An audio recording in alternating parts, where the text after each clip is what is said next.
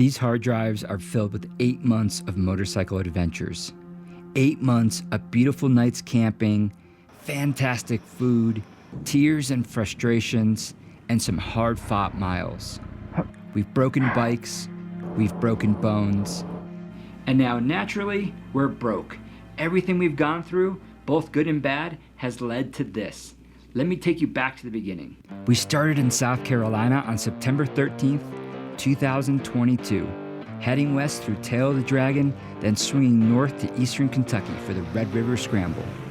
Nashville, Tennessee to the K River Campground in Oklahoma. We spent 2 weeks in New Mexico before moving on to Tucson, Arizona to edit some video. By the time we got to San Diego, 2 months had passed by. But we didn't linger in the Golden State. We had plans of migrating south to Mexico for the winter. I'm in Mexico. The plan was simple. We're now on the racetrack for the Baja 1000. Check out the Baja 1000 in Ensenada, then make our way south to La Paz, where we would stay for December to edit some videos. Then it was off to explore mainland for a few months. Or so we had hoped. Taking what was supposed to be an easy road through the desert became a proper adventure that was testing our resolve. I think we messed up. I think we screwed up. We are really in Nowhereville, and it's rocky and it's terrible. Had we known we would struggle so badly, we wouldn't have waited until the afternoon to start the journey. As you can see, Caitlyn and I are losing the light, and we're still out in the middle of nowhere. The late November sun set while we were still forging through water crossings and left us climbing rock gardens into the night, when we decided to call it and set up the tent. We got so far and over our heads today. Oh. Too sore to sleep well, the next day we woke up still tired. Famished, we had only ate a small breakfast the day before. I was now also late for work. You see, I work remotely Monday through Thursday. This is how we fund our travels. We don't have a house or an apartment we're paying rent on. We have lodging, food, and a travel budget. Eager to get to the Paz where we had an Airbnb booked, we pressed on until Caitlyn crashed in sand and we were both too gassed to pick her bike up. Before we could strip her luggage off to lighten the load, a man named Francisco showed up and offered support. He didn't speak any English, and our Espanol is no bueno, but we worked out that he would follow behind us in his truck, where we'd also put all of our luggage. This man is helping us. He's carrying our luggage in his truck.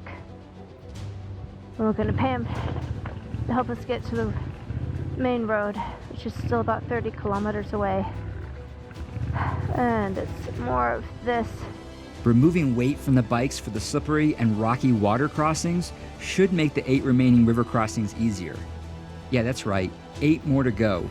I kid you not when I say we did somewhere around 30 water crossings of varying difficulty in the 50 miles through the desert.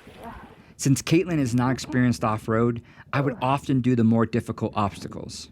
But Caitlyn had done a few water crossings, so she decided to go for this one. Woo! Okay. Oh, my hip flexor is cramping. And unfortunately, she dropped her bike. It wasn't dramatic or enthralling, just a simple tip over. Yet somehow the throttle tube of all things was broken. She was literally dead in the water. We pushed it out and just left it. That's right, we left her motorcycle in the desert. She hopped in the truck with Francisco and we continued on. But that wasn't the only calamity that struck us that day. Sometime after the last water crossing, I had a bad crash. One of those crashes where you don't laugh it off or get up right away. My front end tucked hard in deep sand and my rack rail hit my ankle real hard. After a little break, I got back up, threw my leg over the bike and got back to riding. We eventually made it out of the desert and to the closest town, Insurgentes. We had to figure out how to recover Caitlyn's bike, but by the time we got to a hotel, I could no longer stand on my left leg, and an egg growing out of my ankle was concerning. We worked out a deal with Francisco that he would get Caitlyn's bike. She gave him cash and the key to her motorcycle, and he would bring it the next day. We had just met this man, and he didn't have a phone, so we had no way of contacting him. We just had to hope he truly was as gracious as he seemed.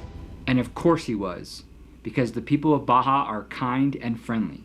Every person we spoke to made us feel welcomed in their country. We still had to get to La Paz, so we took a few days to rest my ankle and fix Caitlyn's bike, and we definitely had to get creative about the latter. On our 5th day in Insurgentes, we headed the 3 hours to La Paz to finally take advantage of the Airbnb we were paying for. Naturally, hurting my left ankle didn't make shifting very fun. You know what they say, if you're gonna be dumb, you gotta be tough. Dumb. Very, very dumb. When we got to La Paz, I rested over the weekend and finally succumbed to the reality that I needed to go to the hospital.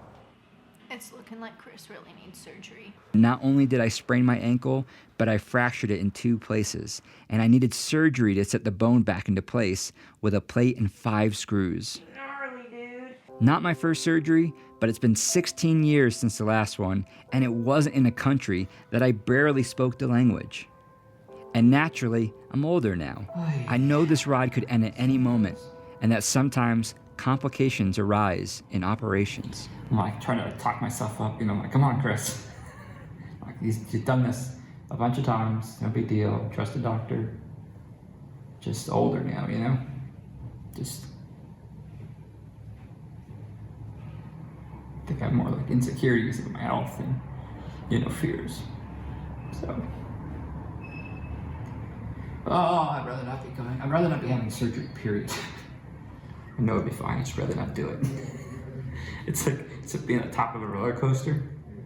And you know it's gonna be fine, it'll be over before you know it. But that dread going up, that's what I feel right now. I feel the dread.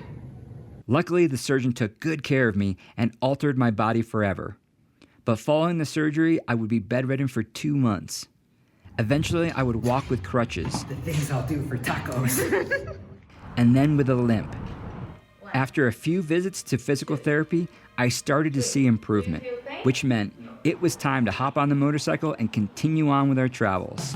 Plus, now that my ankle was part Mexican, he wanted to see more of this beautiful country. We rode down to Cabo so that we had hit the bottom of the peninsula. All right, here's the thing. I don't eat seafood, but I've decided in Baja, I eat seafood. Which makes me so happy. Mainland was out of the picture now, so we headed back north. We spent 2 weeks sleeping on the beach in Bahia de Los Angeles before heading to Guerrero Negro and getting to touch a real-life gray whale. Actually, we got to touch a few because they come right up to the boat. We'd highly recommend whale watching in Mexico. That is just majestic. After 4 months in Mexico, it was finally time to return to the States. We were really saddened to leave the beautiful people of Baja behind. But we also had adventure ahead of us still. We stayed in Yuma for a week with Jess and Greg, who we had met at the Stubborn American rally. There, they kept us fed while we worked on reorganizing. We had finally gotten our new camera we had ordered months before, and most importantly, we had to get rid of as much stuff as possible to lighten the bikes. We checked out the Biltwell 100 before I had to be in the LA area for work. This gave me a chance to have my bike serviced by the one and only Kevin from Moto Chop Shop. After finally getting Caitlyn motorcycle pants that would work for her, we headed to Sin City.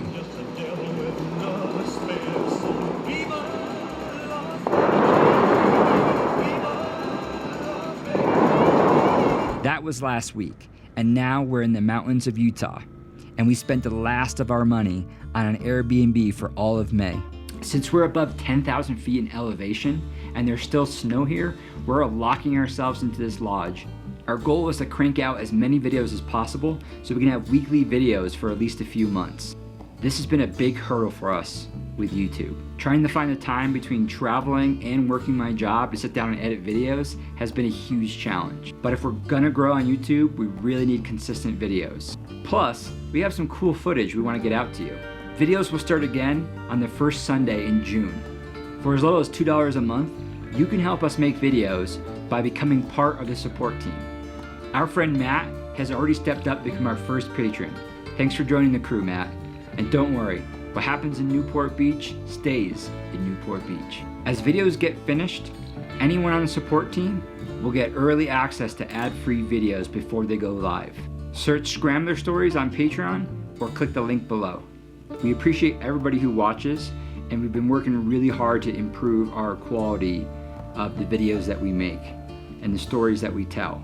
If you've been watching for a while now, hopefully you notice the quality rising over time. And hopefully, Matt isn't our only Patreon much longer, otherwise he's gonna be getting a lot of shout outs in videos. Well, now it's time to lock ourselves in this lodge for the next month. See you all in June. Take care and scramble on.